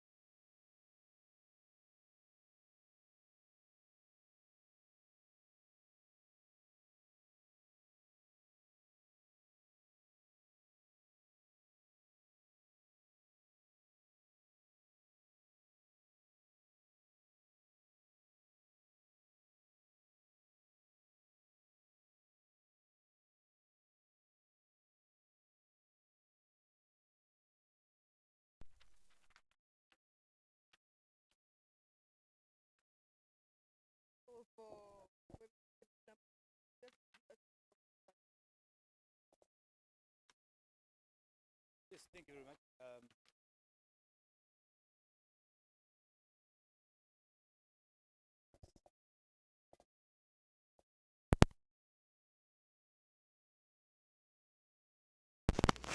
Mic check. Yeah, no, I'll be holding it though. Okay. Yeah, thank you, Honorable, once again. Can you just give us your thoughts on the budget? Yes, thank you very much. Just like any other budget, a lot of positives, but also a lot of things that one was expecting to be there that isn't there. We can see the sort of fiscal philosophy of Shiimi. By and large, it is the reliance very much on taxations. And I think this budget ought to have addressed the question of how do we diversify our income to move away just from SACU, to move away from just royalties, to move away from just pure income tax-based revenue collection system to a system where we are actually producing and focused on industrialization. I'm not seeing the Ministry of Industrialization having been given the budget and afforded the opportunity to have the industrialization drive in the country. The agricultural sector, the Honorable Shiimi, one is happy with that, and he referenced my name when he talked about the $77 million that they've given to Agribank to really fund, because it's something that I've been fighting for as long as I've been in Parliament, for farmers to be catered for properly. The agricultural sector has not, in my considered view, been afforded the opportunity to be able to keep us fed. You need farmers that are faced with drought. This $77 million, what is it going to do towards the farmer?